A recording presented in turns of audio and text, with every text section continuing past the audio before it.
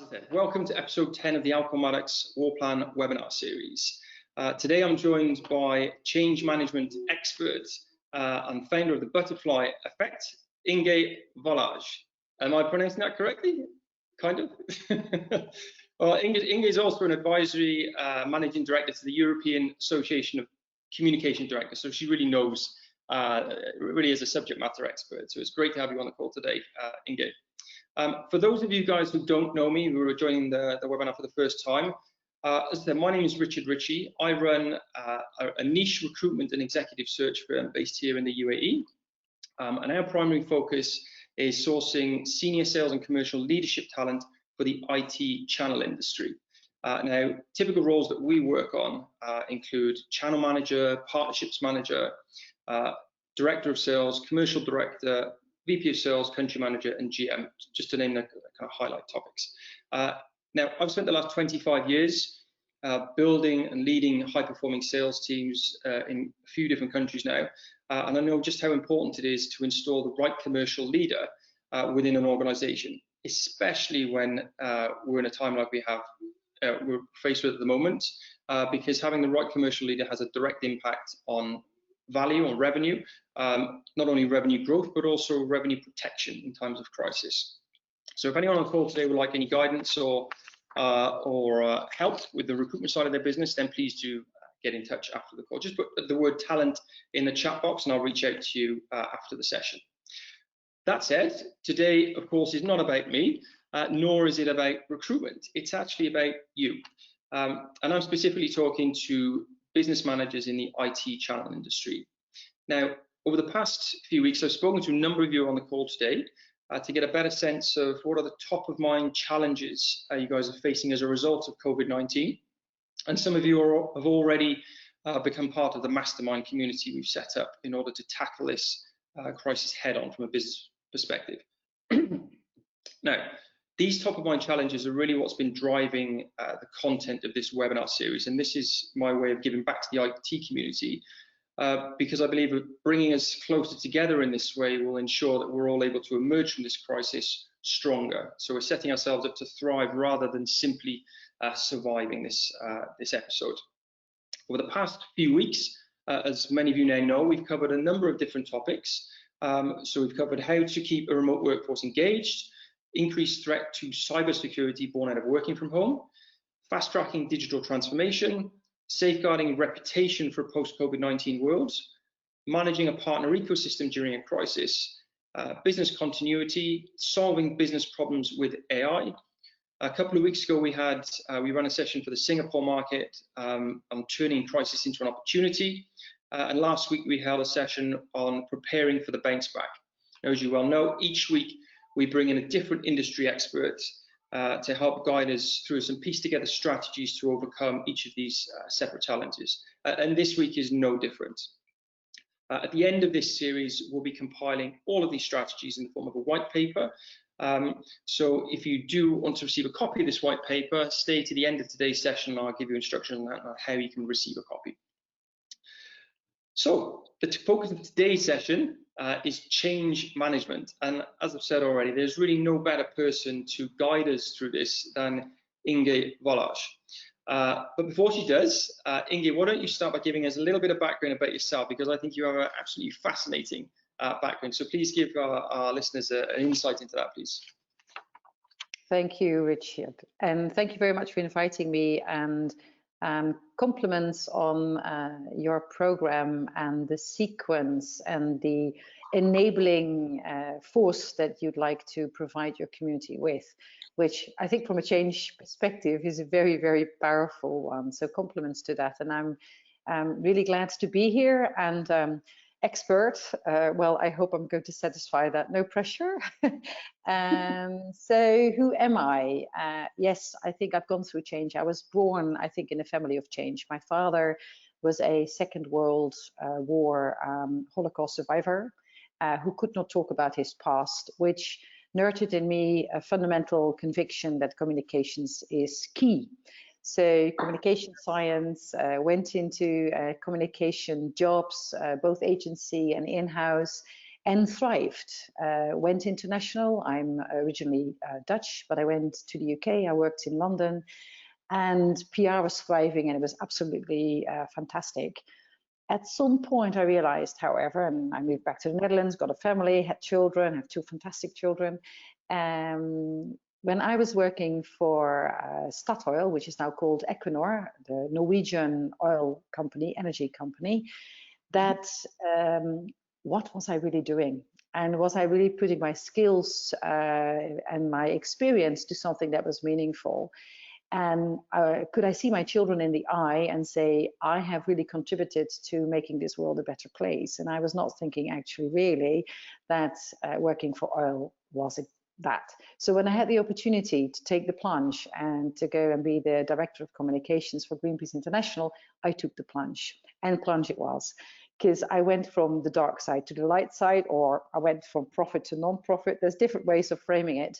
And it was quite amazing because it was extraordinary to work in an organization where people were not, working very hard for bonuses and second homes and cars, but to make this world more beautiful, to keep our rainforests, to clean our oceans, all the things that, decade later, more than a decade later, I think everybody is embracing. There were also similarities. Particular alpha male behavior, the dark side to the light side. I went from oil to environmental campaigning. When once I took that plunge, I realized that I wanted to continue to work for organizations that contribute to making this world a better place. And a couple of years ago, I thought, okay, I've done so much. Why not? Why keep on working for one organization? Why not set up for myself? So all I've learned, all I've gained, I can actually do that for multiple clients. Yeah. So then I also realized in all the jobs that I had, I had been the communication professional, but I'd been the change agent. So then I looked at what other things should I really be doing to add to my toolkit of change management. So that's where deep democracy, systemic coaching has come into play. So there's more than just communications as an instrument for change, but there's other elements as well that I am now providing. So the butterfly effect, which means something small can actually result into something very big, the butterfly effect. And also the butterfly was a caterpillar before. Change can be hard, but very rewarding. I set up my consultancy to be the change and communication consultants for my clients. That's Fantastic. Me in a snapshot. That's wonderful. Well, look, there's 3 pillars to change communication, or change management. Sorry, we're going to be talking through today. 3 pillars to address, if you like, the amount of change we're having to manage at the moment, given this crisis. The 3, I guess, strategies or pillars, if you like, you're going to be walking through will be redefining organizations, leadership in yourself, of course, the theory and practice of deep democracy, and then finally, obviously, the role of communication in all this. But before we get into these pillars, if you like, I have a question for you. Is there such a thing as change management? Yeah, you see, I think that's the key question, because I actually wonder whether there is. Can change really be managed? And I think there's 2 thoughts to it. Yes, you can enable it. And if you call the enabling forces a kind of manner of management, then yes, it can be managed. But if you think that you can really capture control change in the way sometimes management works, then I don't believe in it. Because I think change management, when it's done really well, it's an enabling force, it's a listening force, and it's one that embraces risk and acknowledges fear and deals with fear. So it can all turn into a force for good, and it creates community so people can address this together. Then it can be managed. Interesting. Does that make sense? Yes, it does actually. I think it's I guess it's a fact of the world we live in, right? The world is I can't remember who said it, but the one thing that's constant is change, right? Everything is changing around us, especially if we talk specifically about the technology space. When we're selling products or services to our clients, they accept the fact that there's advancements in technology and new things to make processes better. But it's not so much convincing our clients that they need to adopt these or should we say purchase these new technologies. It's the actual adoption of these technologies. It's the usage or the consumption of the services and products we sell, which that I think is the real sticking point. Even if you just take something basic, like for example, a CRM platform. You sell a CRM platform to an organization because they bought into the fact that yes, it brings in a lot of operational efficiencies.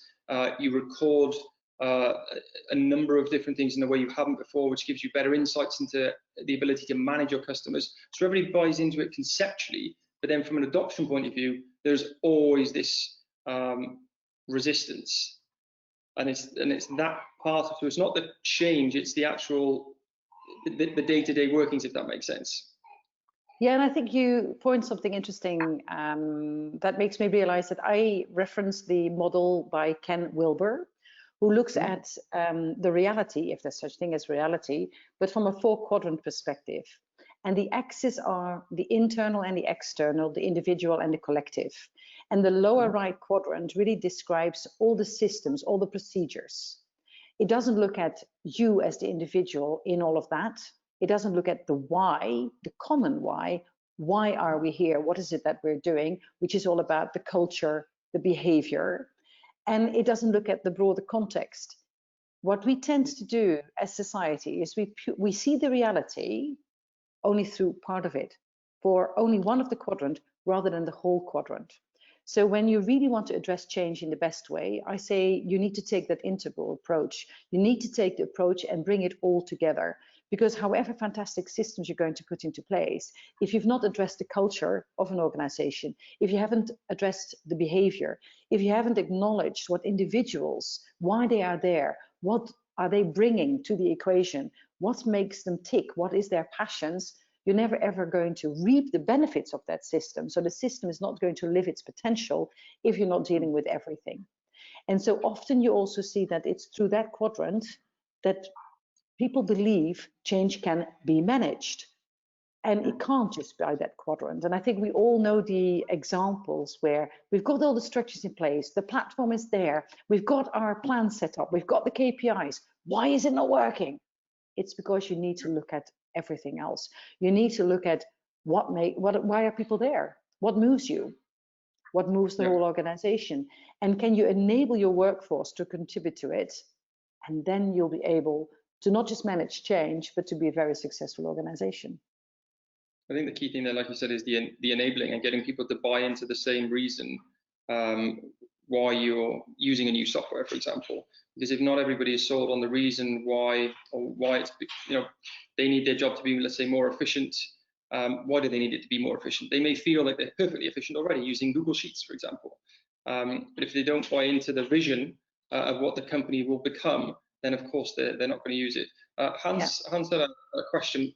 Perhaps this will be addressed as we go through it. But the question is, do you see sectors that are more open to change than others? Oh, that's a very fascinating question, because I think the answer is yes and no. I think what we've seen, particularly when the IT industry came up, there was a lot of new thinking, and they were definitely the ones that were embracing different ways of working. I think we all remember the early days of Silicon Valley, so that was definitely true. You now see it with startups, but I trust that Hans also sees that some of them, once they start going through the next phase, they're no longer the startup. They start to bring in behavior and systems that old companies are defined by. So therefore, you see a combination of the two. You see all the companies that are able to redefine themselves and become far more enlightened into the way they work. You see new companies that are not able to make that change. And then you see new ones come and go. There's a very interesting book, the name I forget, but it's called New Power. And it's very nicely described. Facebook, when it was started, was totally seen as a disruptor, was totally seen as new power. If you look at Facebook today, it's not. If you think about the Vatican as an institute, you can argue it's a good example of old power. And yet I think we all know with the current Pope that there's a lot of new things are happening. So it's actually, the answer's a little bit more complex. And allow me to maybe stick to from the Pope to leadership, and let's say the CEO or the business leader, the man or woman at the top. I think those ones that are able to take a humble approach, I often use the word vulnerability, but maybe The approach of being a humble leader is a good one. It's that kind of leader who enables the people to come and be with her and be with him. So there's a different culture being set where the leader is quite clear, I might not know, or I might not have all the answers, but please, that doesn't mean we shouldn't ask the questions. Let's explore them together. It's the way that Socrates used to say, you know, I will for sure know that I don't know everything. That kind of leadership invites innovation upon us. And I think those kind of leaders, again, as I said earlier, you see them in older companies, you see them in newer companies. I can give more examples, but maybe I should just stop myself now. So during the interviews that I've performed with companies over the last few weeks, I've there were three striking differences. And I'll give you the examples now. So one company, and this is obviously as a result of COVID-19, many companies are getting hit hard from a revenue perspective because projects are either stalling or being postponed. Business development pipelines are drying up, and obviously many companies are faced with the same set of challenges. And they're being impacted in the same way, but they're dealing with it very, very differently. I had one company where employees it was an automatic decision was just made. You're having a 40% pay cut. That resulted in my phone ringing off the hook. So you can see this already employees that were looking for a way out straight away, right? Because of perhaps the way it was communicated. There was another company whereby the complete opposite end of the spectrum, whereby the company had to reposition itself from a development point of view because the products and services it was developing today are no longer relevant given the current environment. So they had to fast track things that were on their back burner and quite honestly would perhaps never have made it off the back burner. But what that meant is temporarily they couldn't make any money. But their employees have agreed to work for free for the next few months in order to reposition the company. I just thought it was a really interesting point because there's obviously a degree of loyalty there that many companies wish they had. But there's obviously something different that these guys are doing, right? And then the other example, which was, I guess, in the middle, again, faced with the same challenge to revenues. The employees came to the management and said, look, we're aware of the situation that's going on with projects and what have you. We're prepared to take a temporary pay cut. And these, you know, we've discussed it with us, and this is what we're willing to do. And again, you've got this loyalty that's then created. Well, obviously the loyalty I think already exists, but then there's loyalty that comes from the employees, but then there's loyalty that's then clearly felt by the managers or the owners of the company, because how can you possibly want to get rid of a staff member that expresses such an interest in your business, right? And I just think it's very interesting to see those three different scenarios playing out. But they're all faced with exactly the same problem. So it must be the way that they're either structured internally or the way that the managers are able to communicate this need for change. Yeah, and I think it's even more complex than that. So why have the people joined a particular company? So it also tells you something about who you are as an individual. Some people, and that's what I've strongly learned through my systemic coaching, and in the Netherlands it's called constellations, which also happens in the private sphere, is that your history, your background matters a lot. If you come from a thriving family and you've never really had the need to worry, or you come from a survivor family, yet everything turned out all right, you're probably far more equipped naturally to deal with risk in an easier way. If you find yourself surrounded for whatever reason by a lot of those kind of people within the company, and the company nurtures for you to give what you can really give, it creates a different kind of environment. If you come from a background of poverty and it was always very hard to make ends meet, and now you finally found a job, and yet again you're not really sure whether you're going to be able to make ends meet, you might want to go elsewhere to ensure you'll continue to make ends meet.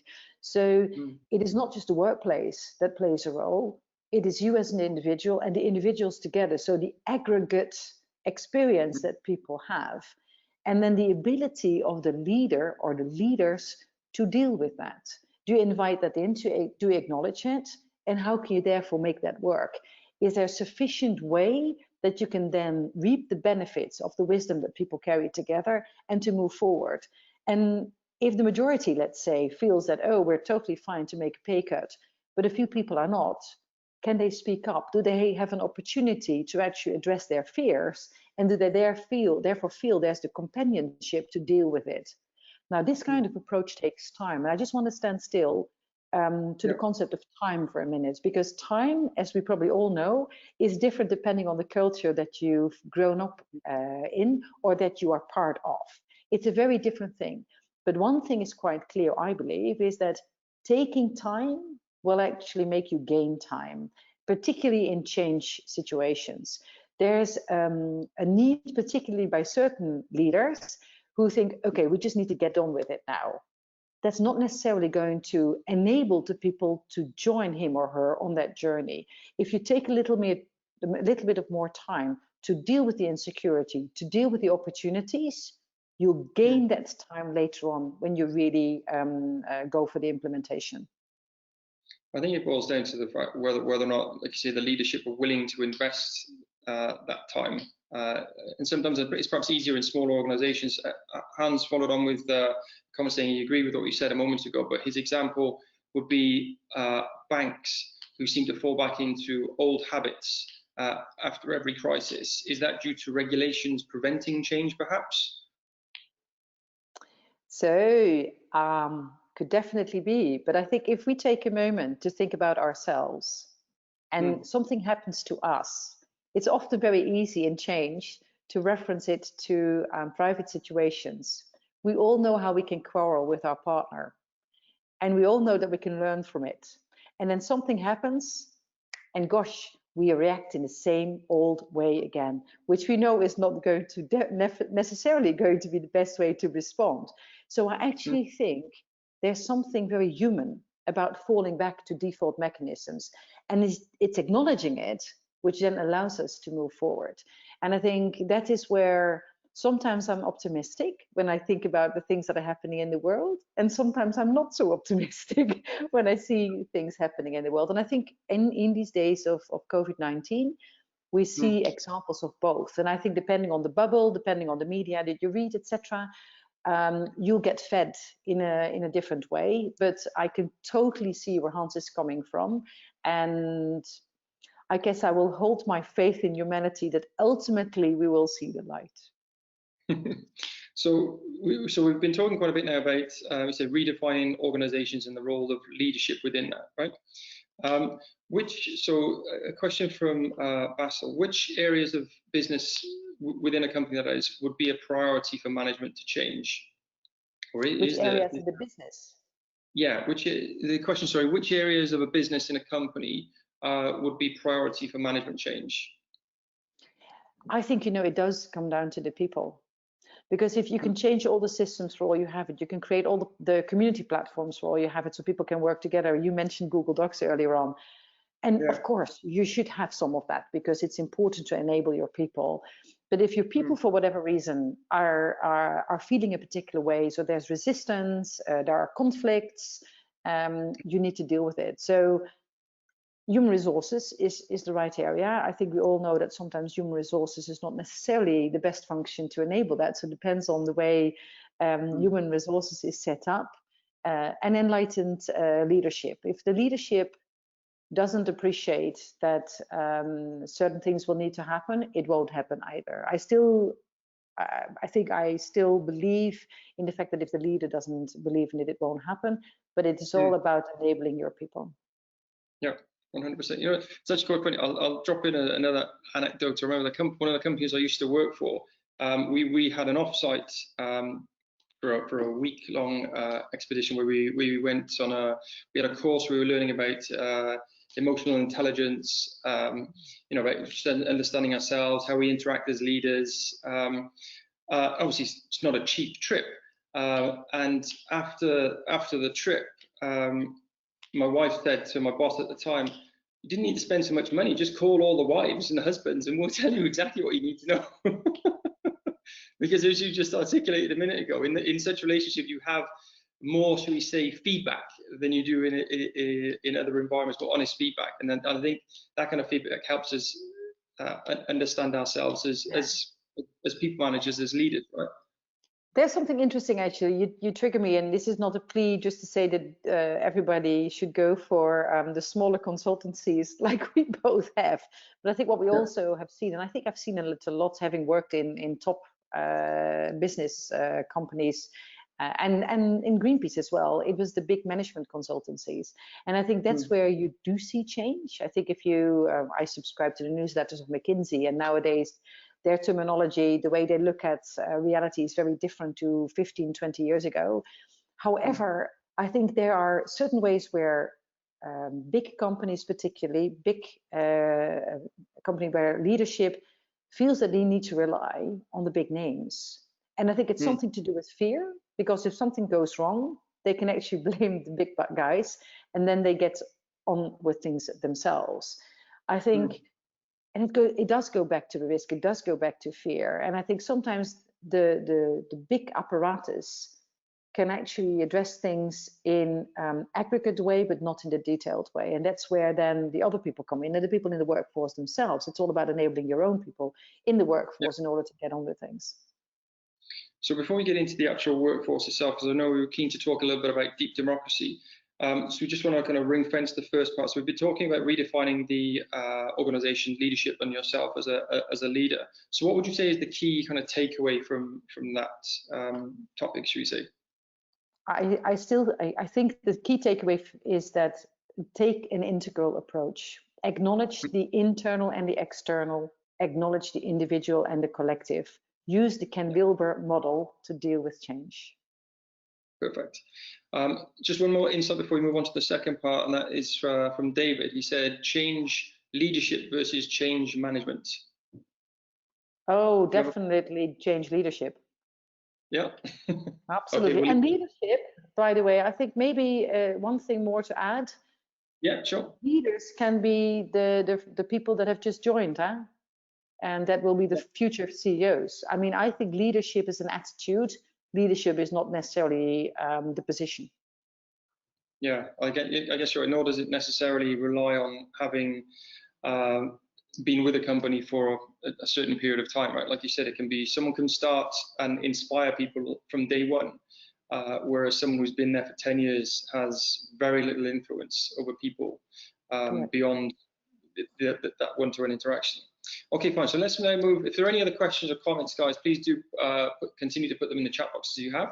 So move on to the second part, and this is it's quite interesting to me. This is the theory of theory and practice, that is, of deep democracy. So can you just give us a little bit of information about that, please, Inge? Yes. So I coincidentally, and that's why I don't believe in coincidence, I think things come on your path because it's necessary.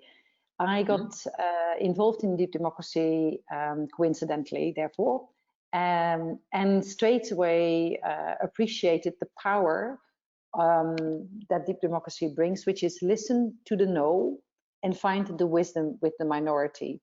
And before I go into theory, let me give an example, a practical example straight away. I trust that many of the call will recognize town hall meetings, you know, or brown bag meetings. They have different terms. People are called together and somebody talks, and often the leader talks. And it goes about, it's about a certain decision, a certain direction moving forward. I think we all know that after the presentation, after the decision is shared, there's somebody who stands up and asks a question and voices resistance. We all know who that person is, and the person knows him or herself that he or her or she is expected to ask that question. He or she is the voice of resistance. I think we've seen in the past that then people, those kind of people, Fred is asked to stop asking those questions, or ultimately Fred is asked to leave the organization. What you'll see is that somebody else starts to take the role of Fred. So deep democracy is convinced that the roles we all carry are fluid. There's always a voice of resistance, and depending how we deal with it, we're actually going to build resistance, stimulate resistance, nurture resistance, or we're actually going to reap the benefits from it and deal with it in the right way. Now, deep democracy was coined by Myrna Lewis, the Lewis method of deep democracy in South Africa, when apartheid was just abolished and the largest energy company, people were asked to work together. there were many, many people involved, and obviously, needless to say, they were not used to working together. So they had to come up with a different way of working, which is where deep democracy was born. And it's where there was appreciated that in the crowds, there must be wisdom. And how can you invite them to really speak up, to join forces, so you enable, you equip the whole organization to work together. Now, there's many different steps and methods as part of the overall method, but it really comes down to when a decision is taken, often we take decisions democratically, and there's a majority and minority, rather than say, oh, it's very clear, the majority says we need to do A, so we're going to ignore B, is ask the people that have voted B why they have voted B, and then listen to that, then try and integrate some of that into the decision overall, then try and take the decision again. And once that is done in the right way, you'll see that many of the people have come along, because often people want to be listened to. And secondly, there might be wisdom that actually makes the decision that was previously taken even stronger. Now, there's a danger of going for consensus and therefore going for the lowest common denominator in that kind of approach, and that's what people will say, because sometimes decisions are really thought through very cleverly, and therefore you really want to go with that. That's why deep democracy advocates to go with consent. What is it that you need in order to go with the majority? Because at some point you don't want to further address the decision that's taken, but you can ask the friends of the world to say, what is it that you actually need in order to come along?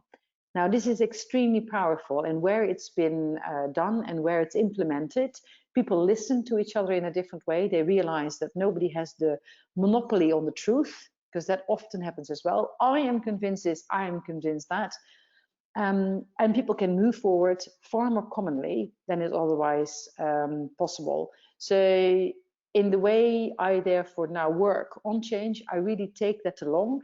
And whereas in the past, in the leadership roles that I carried in the business world and in Greenpeace, and I was really taught certain way of leadership behavior where you try to get resistance out of the way, nowadays, I see resistance as an invitation, because there's wisdom there and we can lean into it, we can actually do something with it. Extremely powerful. It's interesting. It's a concept that's been applied to sales for years, in that, and what I mean by that is typically whatever product or service you sell, the figures usually work out to be this: 10% of people will take it, whatever it is. It doesn't matter what you say. 10% of people won't, but 80% of people might. But you only understand how to, your product or service may not change. It may be consistent for everyone, but the way you deliver that product or service, the way you explain the value will be different to each person. So you have to, obviously you have to approach whatever sales cycle knowing certain, let's say, objections and have your rebuttals in place. But you almost go into a sales conversation wanting someone to voice an objection, because the objection isn't always, no, I don't want it. The objection is quite often, I'm not ready to buy yet because you haven't addressed this concern of mine, or I don't yet understand the value. So it gives you it's an opportunity. And I think adopting that same philosophy, like you say, from a business management point of view, is a bit of a no-brainer to some extent, because how can you possibly get everybody's buy-in, or how can you sell to your idea, let's say, to the most people? You need to understand why or what's important to them. But it's interesting you say it's so logical, right?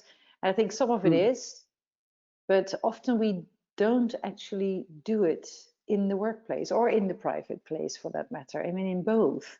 And when we do take time, and I think still taking time to go through really challenging decisions is fundamental, because when you do take time, that wisdom that by definition lives in each and every one of us will actually come to the fore. But what you'll see, I mean, we talked about the banks earlier, what you see is that people are really geared up to work in a certain modus operandi, to go and be in that treadmill, on, quick, which doesn't allow to take a moment to stand still and then move forward.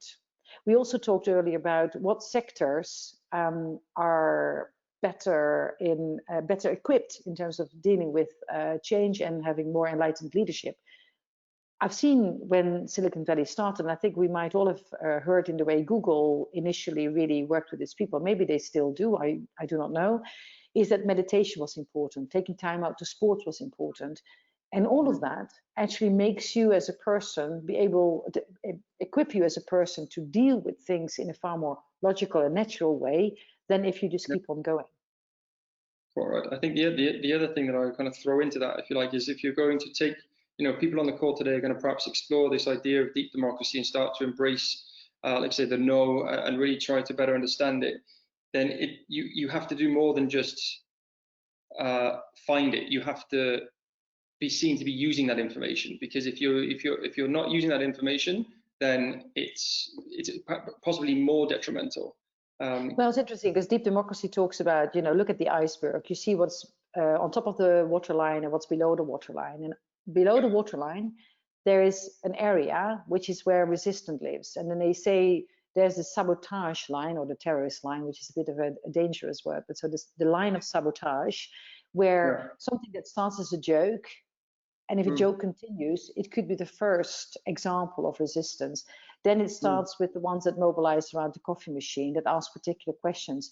And there's many different elements. And if you acknowledge it, if you try to push it away, you're not going to allow that waterline to go down. So indeed, actively dealing with it makes sure that it goes to the surface and you can actually acknowledge it and deal with it, because otherwise it'll just grow into something worse. And ultimately, the worst thing of sabotage line is war. I mean, you'll see it that unfortunately in society, where people are not necessarily equipped to listen to one another, and just statements are thrown at one another, which is, ultimately, I mean, I hope not, I will not say it out loud, but it's not necessarily going to create the right trajectory. Yeah, quite right. We've got a couple of comments in the chat box that I'll just read out. So one from Mamoon related to deep democracy, and then there's a couple I'll catch up on. So Mamoon says, don't you think that deep democracy approach needs proper education and knowledge to be able to vote, which could be time consuming? There we are again, time. Yes, I agree that it takes education. This is why there's deep democracy practitioners out there that do exactly that. And indeed, I have seen it implemented where people were not educated well enough, and then it could actually go worse. So I'm glad the question is asked, because you need to indeed, with every education, with every philosophy, every method, you need to make sure that you're well equipped. I do, however, believe it is times worth spending, because ultimately you'll reap the benefits and you'll gain time along the way. Yes, from an education point as well, we're not, I guess, exclusively talking about the leadership, right? Everybody in the organization needs to buy into this philosophy so that they understand how they can add value and participate, right? They'll see how they will be equipped and empowered. Yeah. So you've got a couple of other statements just to catch up on. So one from Yanis. So I'll just read this out. So due to pandemic, companies forced to make some changes. Do you believe that working from home is something that will keep employees motivated? And on the other hand, will this flexibility be easy to be managed by the company? So I think when people return, there's a requirement for people to return to work. That is something that will have to be managed. So I think to add to that, I guess people have proven now that they can deliver, let's say, from home. Why would we now, let's say, force it upon them or require them to return to the office? And just follow on statement to that just before you start.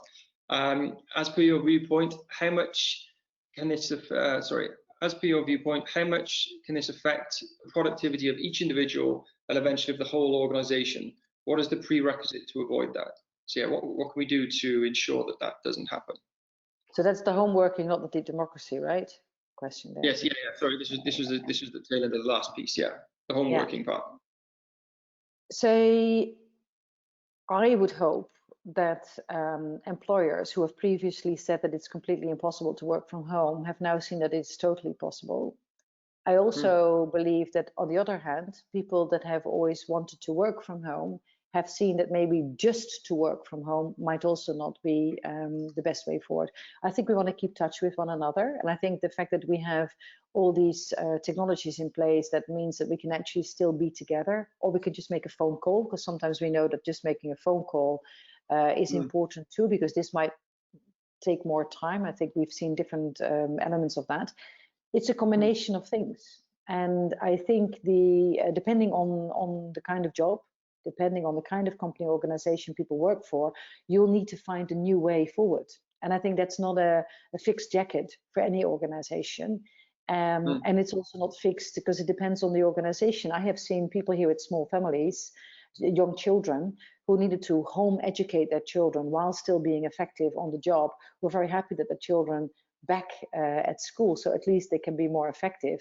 And they would sometimes just like to go to work because they'd like to see their co-workers with the required distance and work. So I think we'll see a combination of things, but I do hope that when it works well, there is a new social contract being put in place, if you like, that we do it in the best way that's good for the employee, it's good for the organization, and it's good for society. So I think it hits all areas.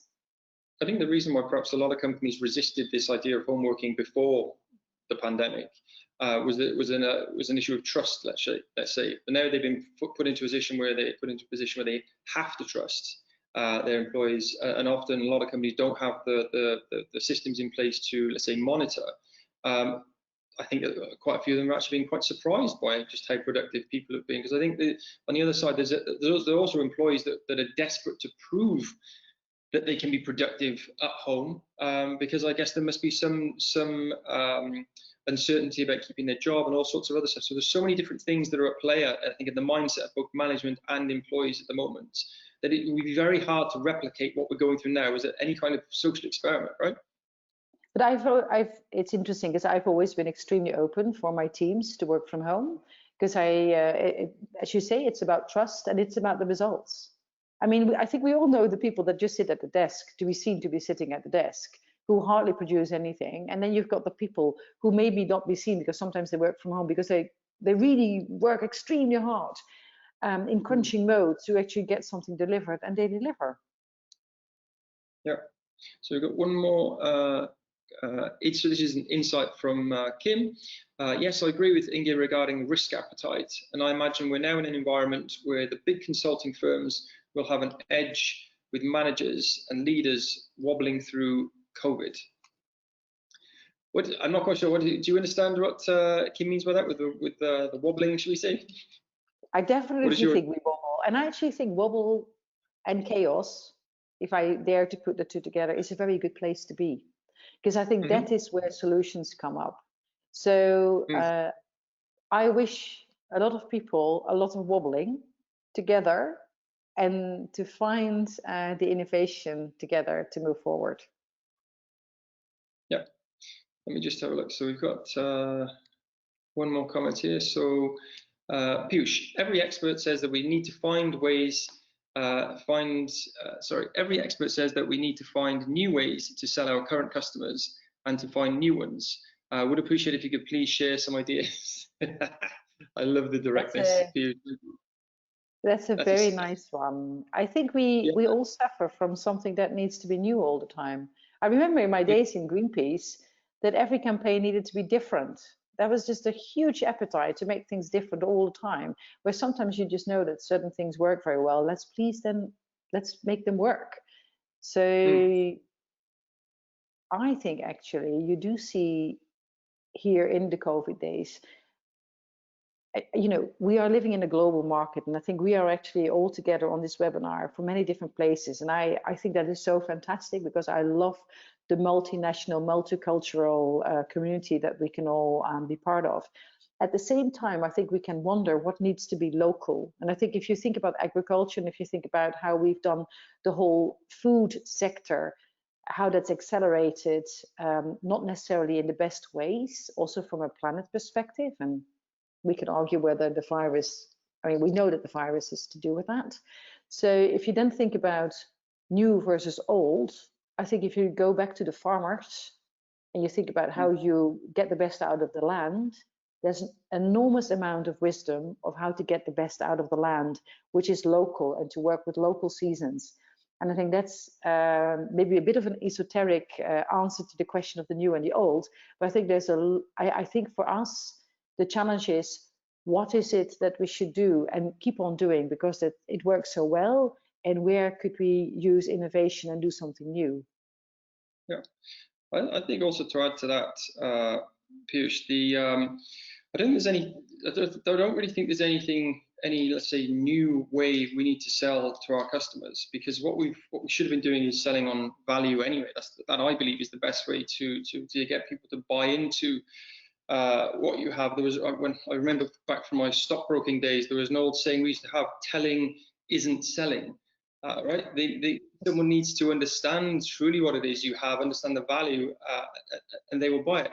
Now, the reality is, because we're no longer in the current situation, we're no longer able to rely on, let's say, interaction on a personal level, where we're in the same room. And I think a lot of salespeople rely on this this relationship, requiring close proximity to get people over the line, to keep customers loyal. We're now actually having to rely a lot more on what we say. And what we say, by virtue of the fact that we're having to do this over the phone or over a video conference, is now infinitely more important, and it will be scrutinized in a way that it perhaps hasn't in the past. So I think that, to me, is what needs to be, let's say, refined. It's nothing really new, I would argue, but it's perhaps a skill set that needs to be revisited. It's something like that I'm acutely aware of, because we had to sell over the phone to people we never have met. So there were a number of different training courses. We'd go on a number of books we were advised to read to enable us to build this bond without ever having been in a room with someone. And I think that's the skill set that needs to be revisited, because I think it's been neglected in the past. So there's nothing new here. It's just a revisiting perhaps of something we haven't needed to take time doing in the past. Agreed. So, just sorry, Inge, did you have something else you wanted to add? No, I agree with you. Yeah, good to hear. So let's have a look. There's a couple more here. Let's have a look. So Bassa says, how standard will post-COVID-19 change management be in various countries? Will it be similar global changes, or will changes be per country? So let me read that again. So how standard will post-COVID-19 management change? How standard will post-COVID-19? I think the reality of change management, right? Is it going to be the same for everyone in different countries, or will there be different levels or different interpretations of the same skills? We say, I think so, right? I think we will see a plethora of different adaptations, changes, and so on. It's interesting. I am currently doing a training called the Regenerator's Journey. So it's about the regenerative economy, and we're looking at global businesses. And I think global business, because I think there's a tendency in society at the moment to go more for local, and COVID accelerates that. Politicians already started to move far more into the national framing. Now COVID further stimulates that, and what does that do to global businesses? And I think therefore global businesses, global organizations are the ones that can actually keep the community together. And I think it's, I would hope that they see it as a responsibility to do exactly that, because I think it's very important. But it doesn't mean that you need to standardize everything, because the local circumstances will be so different that you need to define what it is that you need to do locally. So what is it that ties you together? What kind of value set do you have that you commonly are part of when you work in global organizations, and that strengthen you to do what it is that you need to do depending on your local organization? So I think that in global organizations and companies, you'll see that. And I hope that we will see that, because I think it's important. Yeah. So let's have a look. Hans has a question to me. Richie, would you have had these webinars if COVID was not there? Very good question, Hans. No, is the honest answer. I don't think it would have been at least structured in this way.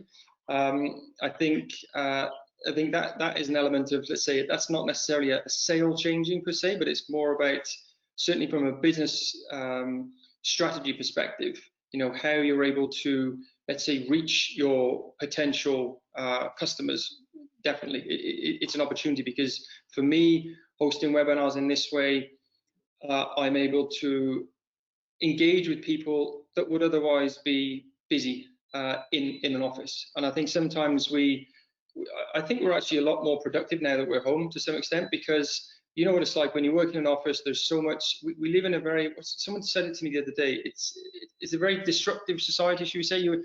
because my colleague actually counted this the one day. We were sitting next to each other, and he counted, he was interrupted 45 times during a day.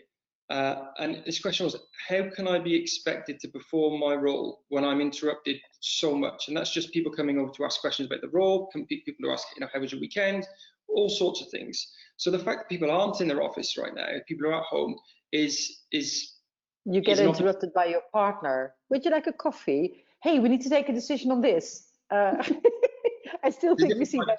I see. Yes, I do have. But the beautiful thing is, so I have a 10-month-old baby now, and he's actually been on a few calls with me, at least not necessarily visually, but people can hear him. And you know what? I think given the current situation, people are a lot more accommodating of this kind of interruptions. Nice. We say at the moment. It's actually quite nice, and it means you're able to bond with people in a much more, should we say, personal manner, because people can see you as a real person in your home, rather than in an office setting, which is again very different. Agree. So let's just so we'll take one more question and we'll move on to the final piece. So this is from Basil. World's tendency to go local is true. That is why change management might be more local than global. I agree. Yep. And at the same time, depending on the organization or business that you work for, I still think the ties to your colleagues in other parts of the world are going to be very important and very meaningful. Perfect. So, what would you say is the key takeaway then from this the theory and practice of deep democracy, Inge? So, lean in to the no. Make sure that when there's resistance, it's an opportunity. That's where wisdom lies. And therefore, the no is a good one. I think that's the main takeaway. I think that's a good takeaway. So which brings us to our final part of the session, and that is regarding communication. So what is all this talk about communication? And why is it important anyway? Yeah, so indeed, I would argue that communication is important, wouldn't I, having the background that I have? But I think it's an interesting bridge from deep democracy, because I think the function of communications, and I don't know whether people on the call would agree to that, often have been seen as the people that drive monologues. They are the people that send, who own the channels, not necessarily the good listeners. And I think that is really what brought me to deep democracy. If there's anything in terms of wisdom, one needs to listen. One needs to listen. No monologues, but dialogues, as we are doing here and as we're trying to do. The other element is, though, if the communication function is done well, it can be an amazing unleashing power to make an organization successful, both internal with all the different stakeholders, as well as external, and to bring those worlds together. And I would actually argue there's no other function but the communication function that is truly multi-stakeholder. I mean, maybe the CEO is, and the ultimate leader is responsible for everybody, but then communication is multi-stakeholder. And in that dynamic of multi-stakeholders, the function needs to make sure that there's a coherent story, there's a coherent way of working, enabling people to find each other and therefore be successful. But how do you recognize, so within it, bearing in mind, I think we all accept that communication is a key component to any business, any successful business. And we rely on our leadership teams to be good communicators. But I think it's not a hard stretch to understand that there are going to be people within the organization that are inherently better communicators that perhaps don't occupy a leadership position. So how can an organization extract value from that individual or that group of people? How can we leverage that skill set? That's the invitation to by the leaders to those people to contribute. And when are you enabling the people that are very good communicators to contribute in that way? I mean, this question brings me back to the old days when I worked at Motorola, and nobody had mobile phones yet, but Motorola was #1 and we were introducing mobile phones. It was a fantastic time, by the way. There was a president at a press conference, and because he was the president, he was meant to talk about the latest technology. There was a technology geek who knew everything. The press wanted to talk to the technology geek, but it was felt that the president, because of the function, needed to communicate. After that, and it was a total shambles, the press conference. Afterwards, we healed it because we made sure that we put the journalist together with the geek. So what is the learning from that is acknowledge yourself, acknowledge what you're good at, And sometimes leaders are not good at it, and that's okay, because they came to that position because they were good in something else. It doesn't mean that you by definition then need to perform the function of communicator. Just that some leaders are not very good chair people when it comes to a meeting. Well, rotate the chairman role of doing meetings, but people sometimes feel, oh, I am the leader and therefore I must. No, you don't. Let's look at it a different way. So try and put the qualities where the qualities are the best and make those people be the ones. But therefore the question is a bit more, or the answer is a bit more complicated, because is there the enlightened way of dealing with people's qualities in that particular way? It's interesting, like you say, you want everyone to work to their superpower, but unfortunately we're not all in a position where we even know what our superpower is. Because we're pigeonholed into a particular function or designation within an organization, and we haven't been given the opportunity to develop. So I have a coach, and one of the things she taught me when I first started seeing her was that rather than, and I've done a number of different kind of personality profiling tests and what have you, and one of the things came out of our very first session was, rather than it's important to understand what your strengths and weaknesses are, right? But you'll live a far more fulfilling life if you live your life within your strengths. And I thought that was a really interesting mindset shift for me, because I'd been taught growing up, understand what your weaknesses are, work on your weaknesses, and then raise everything to a certain level. But then why? There are other people that are better at that than I am. So surely it's better to either employ or partner with people that have strength in your weak areas. And I just thought that was a very interesting way. And if we can, I guess, bring that into our leadership teams, into our management, or into our organizations, then I think from a company perspective, we'll all do a lot better. Totally.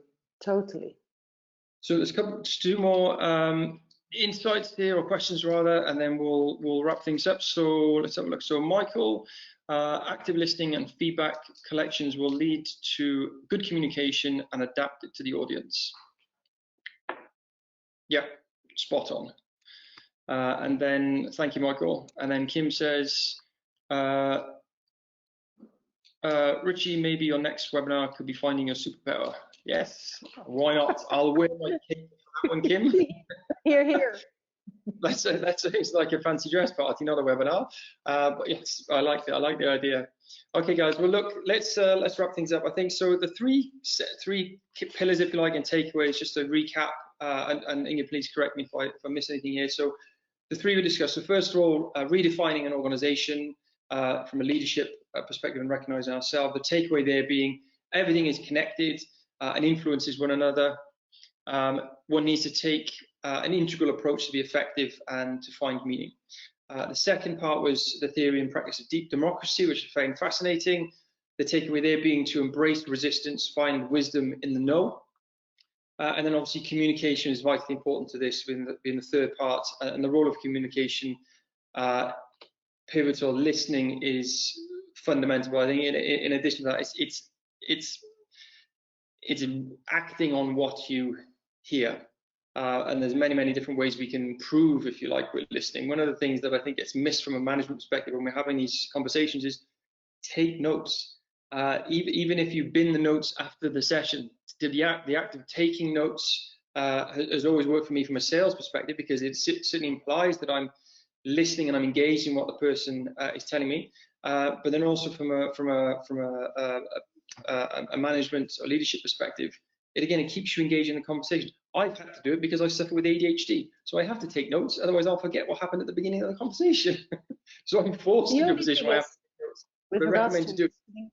With regards to listening and taking notes, there's something reductionist about it. So I would invite people, and I would invite yourself, that sometimes listening without taking notes and then writing it down or drawing it later on, you might actually be surprised what you actually have heard. And then if you do take the notes, is what is in between the notes, because there's many different ways that you can listen extremely powerfully. All right, excellent. Well, listen, thank you very much for joining us on the call today, Inge. So that's all we have time for today, guys. Like I said at the beginning of the call, if you'd like a copy of the white paper that I mentioned previously, just type in white paper in the chat box, and one of my team will reach out to you in the next couple of days to give you more information on how you can receive that. Also, if you'd like an informal chat about becoming part of a mastermind community, then again, just type in mastermind in the chat box. And again, I'll reach out to you personally to arrange that call within the next couple of days. So thank you very much, Inge, and to everyone who participated in the call today. Have a wonderful week, and I hope to see you all here soon. Thank you. Take care. Bye-bye.